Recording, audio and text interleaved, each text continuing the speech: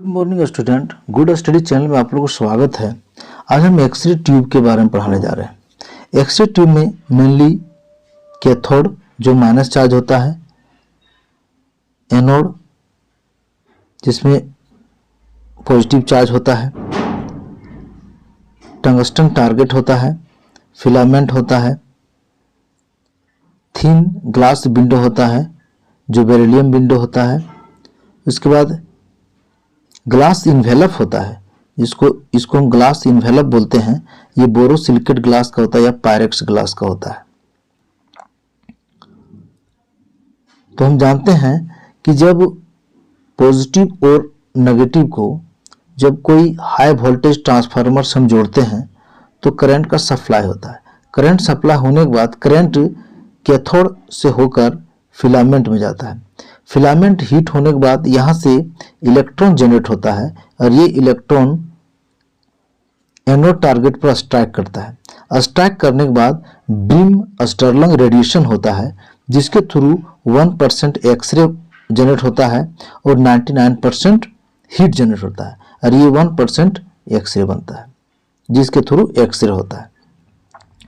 तो हम इन सभी पार्ट्स के बारे में विस्तार से जानेंगे कि किस तरह से इन सभी का यूज होता है। Tungsten target, electron beam, filament, vacuum, cathode, borosilicate glass, Pyrex जिसको ग्लास बोलते हैं, x-ray beam, thin glass window, copper window. एक चीज़ यहाँ याद रखना है कि वैक्यूम का मतलब होता है खाली और एक्सरे ट्यूब के अंदर बिल्कुल खाली प्लेस होता है, वैक्यूम होता है। तो आइए एक्सरे ट्यूब के बारे में विस्तार से हम जानते हैं। X-ray discovered by sir W.C. Roentgen in 8 December 1895। X-ray का discover sir William Conrad Roentgen ने 8 दिसंबर 1895 में किया था। X-ray produce through two ways. X-ray दो तरीका से प्रोड्यूस होता है, bremsstrahlung radiation and photoelectric effect के द्वारा होता है। एक्सरे ट्यूब में मेनली कैथोड, एनोड, फिलामेंट और ग्लास इन्वेलप होता है। फर्स्ट ग्लास इन्वेलप जो होता है वो बना होता है बोरोसिलिकेट ग्लास का जिसे हम पायरेक्स ग्लास बोलते हैं। एक्सरे ट्यूब में थिन ग्लास विंडो होता है जिससे होकर एक्सरे किरण निकलता है। वो बना होता है बेरिलियम विंडो के थ्रू एक्सरे किरण निकलता है थ्रू एक्सरे ट्यूब से। हम आगे देखते हैं एनोड टारगेट। एक्सरे ट्यूब में एनोड टारगेट मटेरियल किस मटेरियल का बना होता है उसके बारे में बात करेंगे। एनोड टारगेट मटेरियल टंगस्टन और रिहेनियम का बना होता है। उसमें टंगस्टन 90% टंगस्टन होता है और रिहेनियम 10% होता है। रिहेनियम कितना परसेंट होता है? 10%। इस तरह से कोटिंग टंगस्टन के साथ एज ए कोटिंग लायर के रूप में होता है मोलिब्डेनम और ग्रेफाइट। जो इसका काम है, मोलिब्डेनम ग्रेफाइट का क्या काम है? Greater heat storage, heat store करता है ताकि टंगस्टन हीट ना हो। Connected with copper road. ये जो एनोड टारगेट मटेरियल है ये कनेक्टेड रहता है कॉपर रोड से जिसमें चार्ज होता है क्या? पॉजिटिव चार्ज होता है। दूसरा नंबर फोकल स्पॉट होता है। एनोड में फोकल स्पॉट होता है जिस टारगेट में आपका इलेक्ट्रॉन टकराता है यानी कोलिजन होता है। इस फोकल स्पॉट दो तरह का फोकल स्पॉट होता है। पहले एक लार्ज फोकल स्पॉट होता है जो 2 mm × 2 mm का होता है। एक स्मॉल फोकल स्पॉट होता है जो 1 mm × 1 mm का होता है। और एक चीज जानना बहुत जरूरी है कि आखिर हम टंगस्टन टारगेट का ही यूज क्यों करते हैं, दूसरा मटेरियल का क्यों नहीं किया जाता है। टंगस्टन टारगेट का इसलिए यूज करते हैं क्योंकि टंगस्टन का हाई मेल्टिंग पॉइंट होता है। हाई मेल्टिंग पॉइंट होने के कारण टंगस्टन बहुत जल्दी पिघलता नहीं है, इसलिए हाई मेल्टिंग पॉइंट है। कितना मेल्टिंग पॉइंट है? 3410 डिग्री सेल्सियस या फिर फ़ारेनहाइट में क्या होता है? 6152 डिग्री फ़ारेनहाइट। इस तरह से बॉइलिंग पॉइंट इसका है 5660 डिग्री सेल्सियस और इसका फ़ारेनहाइट में होता है 10,220 डिग्री फ़ारेनहाइट। इस तरह से एटॉमिक नंबर होता है 74 और एटॉमिक मास होता है 183.84 और टंगस्टन का सिंबल होता है क्या, टंगस्टन का सिंबल क्या होता है, W होता है टंगस्टन का। इस तरह से high melting point, high boiling point, high atomic number और एटॉमिक मास रहने के कारण टंगस्टन का यूज किया जाता है ताकि वह मेल्ट ना करे हीट होने पर। अब हम आगे देखते हैं कैथोड। कैथोड क्या होता है, कैथोड नेगेटिव चार्ज होता है, इसमें क्या होता है, फिलामेंट लहराता है। कैथोड के थ्रू क्या होता है, फिलामेंट होता है और फिलामेंट किस चीज का बना होता है, किस मेटेरियल का, टंगस्टन का, जिसमें नेगेटिव चार्ज होता है। इसमें फोकसिंग कप होता है। Focusing cup direct the electrons toward the anode target. Focusing cup का काम होता है कि इलेक्ट्रॉन को डायरेक्ट करता है टुवर्ड एनोड टारगेट में, फोकसिंग कप, जिसमें फोकल स्पॉट के थ्रू स्ट्राइक करता है। Common cause of x-ray tube failure. X-ray tube failure का कॉमन कारण क्या है? पहला कारण है extremely high voltage. High voltage के कारण एक्सरे ट्यूब उड़ता है। बर्न्ट आउट फिलामेंट, फिलामेंट जलने के कारण होता है। Anode melting, anode melting, MELTING, anode melting. Tube become gassy, tube gassy हो जाता है जिसके कारण पंचर होने के कारण गैसी होता है। इस तरह से डाइलेक्ट्रिक लीक यानी कि वाइल लीक के कारण आपका एक्सरे ट्यूब फेलियर होता है। अब एक्सरे ट्यूब फेलियर दो कारण से होता है। There are 2 steps x-ray tube failure. दो कारण से एक्सरे ट्यूब फेलियर होता है। 2 टाइप्स ऑफ एक्सरे फेलियर। पहला अर्ली फेलियर और दूसरा लेट फेलियर। अर्ली फेलियर का कारण क्या है? Electric failure, insulation failure, over heating, damage of filament, damage of glass envelope. X-ray tube का ग्लास है जो पायरेक्स ग्लास का बना होता है, वो डैमेज हो जाने पर भी अर्ली फेलियर होता है। लेट फेलियर का क्या कारण है? गैसी ट्यूब यूज होते होते ट्यूब में गैस बन जाता है, इसके कारण गैसी ट्यूब हो जाता है। फेलियर, यहाँ लिखा है failure of filament due to constant heating.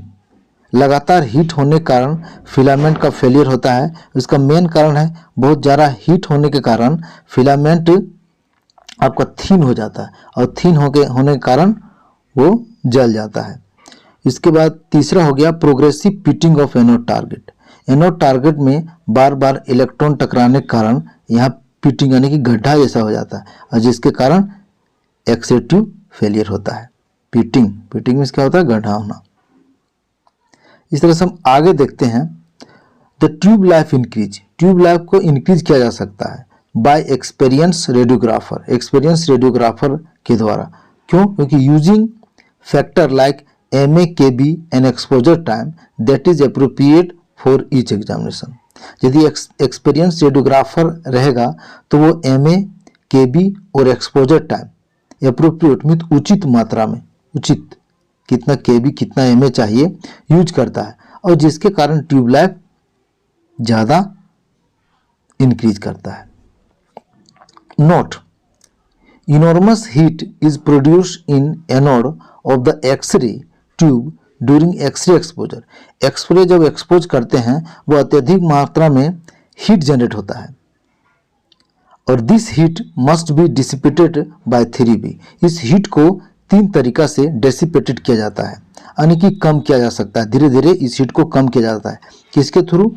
Through radiation, through conduction, through convection. ये 3 तरीका से कम किया जाता है। रेडिएशन, कंडक्शन, कन्वेक्शन, ये 3 तरीका क्या होता है देखते हैं। रेडिएशन, रेडिएशन क्या होता है? Radiation is a mechanism that transfer of heat does not require any medium. Radiation एक मीडियम है जो हीट का ट्रांसफर होता है, किसी पार्टिकुलर मीडियम में नहीं होता है। और एनर्जी इरेडिएटेड एनी मीडियम, किसी भी मीडियम में एनर्जी इरेडिएटेड होता है। जैसे सपोज दैट कोई पार्ट है तो एनर्जी का जो डिसिपेशन होगा वो किसी भी डायरेक्शन में हो जाएगा, इसे बोलते हैं रेडिएशन। जैसे रेड हॉट आयरन, जैसे आयरन यदि रेड हॉट है यानी हॉट है तो आयरन से एनर्जी का जो डिसिपेशन होता है कोई एक पार्टिकुलर दिशा में नहीं होता है, वो चारों तरफ होता है। तो इस तरह रेड हॉट आयरन का जो होता है रेडिएशन वो इरेडिएटेड होता है, यानी कोई सिंपल डायरेक्शन में नहीं होता है, ऑल डायरेक्शन में होता है। इसका एग्जाम्पल है रेडिएशन का। जैसे आपका light of filament lamp, filament lamp का जो लाइट होता है वो चारों तरफ एनर्जी डिस्ट्रीब्यूट करता है, इसलिए इसको इरेडिएटेड बोला जाता है रेडिएशन। इस तरह हम जान गए कि radiation is a mechanism that transfer of heat doesn't require any medium. Radiation एक मैकेनिज्म है जो हीट का ट्रांसफर कोई एक मीडियम में नहीं करता है, ये इरेडिएटेड मीडियम में होता है। अब अगला हो गया आपका कंडक्शन। कंडक्शन क्या है? Transfer of heat between two adjacent part. Heat का ट्रांसफर दो एडजेसेंट पार्ट के बीच हो उसे कंडक्शन कहते हैं। जैसे सपोज दैट एक पार्ट यहाँ है और दूसरा पार्ट यहाँ है, इस पार्ट को हम यदि हीट करेंगे और ये पार्ट यदि इससे टच है तो इसका हीट का ट्रांसफर इस पार्ट में हो जा रहा है इससे टच के कारण, तो इसलिए बोलता है कंडक्शन बोला जाता है। Transfer of heat between two adjacent part, दो सटे हुए पार्ट के बीच में हीट का ट्रांसफर होता है, उसे बोलते हैं कंडक्शन। और अब तीसरा हो गया कन्वेक्शन। कन्वेक्शन कैसे होता है? Transfer of heat by actual motion of matter, it is possibly only fluid. कोई भी एक पात्र है और यहाँ यदि फ्लूइड को यदि हीट करेंगे और हीट करने के बाद इस फ्लूइड को यदि छोड़ा जाएगा तो जो फ्लूइड जिस तरीका से आगे बढ़ेगा उस तरह से वो पार्ट भी आगे हीट होते हुए जाएगा। तो ये बोलता है convect by action transfer of heat by actual motion of matter. Matter का एक्चुअल मोशन होने से मोशन के साथ जो हीट आगे बढ़ता है उसे बोलते हैं convection. It is possible only liquid में होता है या फिर गैस में होता है। अब हम आगे देखते हैं। इस तरह से तीन तरीका से आपका ये हो गया रेडिएशन, कंडक्शन और कन्वेक्शन। ये तीन तरीका से आपका हीट डिसिपेशन किया जाता है, हीट को कम किया जा सकता है। अब हम आगे देखते हैं एक्सरे टेक्निक। एक्सरे करने का टेक्निक क्या है? टेक्नीशियन यदि एक्सरे कर रहा है तो किस प्रिंसिपल को फॉलो करना चाहिए? मेनली उन्हें फॉलो करना चाहिए mainly use ALARA principle. ALARA principle का यूज करना चाहिए। अलारा प्रिंसिपल का फुल फॉर्म क्या था? As low as reasonably achievable. As low as reasonably achievable. ALARA principle तीन चीज पर डिपेंड करता है, टाइम, डिस्टेंस और शील्डिंग। टाइम क्या होता है? शॉर्ट एक्सपोजर टाइम, एक्सपोज करने का टाइम शॉर्ट होना चाहिए। डिस्टेंस मेंटेन करना चाहिए, इसको डिस्टेंस के लिए I inversely proportional to D square जिसको बोलते हैं डी स्क्वायर। हमेशा इस रूल का फॉलो करना चाहिए डिस्टेंस के लिए, I inversely proportional to D square. कहने का मतलब यदि आप एक्सपोज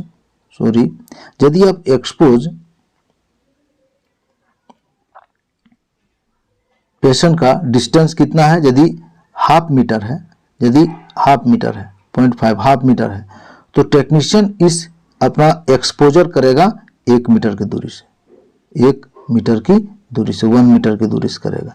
इसीलिए बोला जाता है डिस्टेंस मेंटेन करना है कि हमेशा पेशेंट से दुगना दूरी मेंटेन करके एक्सपोज करना है, डिस्टेंस मेंटेन करना है। उसके बाद तीसरा हो गया शील्डिंग। शील्डिंग क्या है? Use shielding material like lead. Lead का प्रॉपर यूज करना है, लेड शील्ड का यूज करके ही एक्सपोज करना है। इस तरह से बेसिकली अलारा प्रिंसिपल का फॉलो करना चाहिए, टाइम, डिस्टेंस और शील्डिंग का। अब और एक हो गया PPE. Proper use of PP क्या होता है? Personal protective equipment. Personal protective equipment का यूज करना चाहिए then you are doing x-ray. तो क्या है? Helps in reducing internal radiation exposure. Internal radiation exposure से बचने के लिए पीपीई का फॉलो करना चाहिए। Personal protective equipment like lead apron, gonad shield, thyroid shield and lead shield wall, lead shield wall का उपयोग करना चाहिए। इस तरह से आज हमने एक्सरे ट्यूब के बारे में पढ़े और हमें आशा है कि आप लोग को पसंद आया होगा। यदि पसंद आया है तो चैनल को लाइक, शेयर और सब्सक्राइब कर दें। इस चैनल में हम लोग क्या पढ़ें? एक्सरे ट्यूब किस चीज का बना होता है? पायरेक्स ग्लास का बना होता है। किसका बना होता है? पायरेक्स का। टंगस्टन का यूज क्यों करते हैं? क्योंकि हाई मेल्टिंग पावर होता है, हाई बॉइलिंग पॉइंट होता है, जिस कारण टंगस्टन बहुत जल्दी बॉयल यानी कि पिघलता नहीं, जिस कारण टंगस्टन का यूज किया जाता है। आपका एक्सरे ट्यूब में जो विंडो होता है वो विंडो किस चीज का होता है? बेरिलियम विंडो होता है। क्या होता है? बेरिलियम विंडो होता है। एक्सरे ट्यूब का आविष्कार कब हुआ? 8 दिसंबर 1895। कौन किया? सर डब्ल्यू.सी. रोंटगन ने किया। सर डब्ल्यू.सी. रोंटगन ने किया। इस तरीका से हम लोग एक्सरे ट्यूब के बारे में पढ़ें। यदि आप लोग को चैनल पसंद आया है, वीडियो पसंद आया है, तो चैनल को लाइक, शेयर और सब्सक्राइब कर दें। Thanks for watching.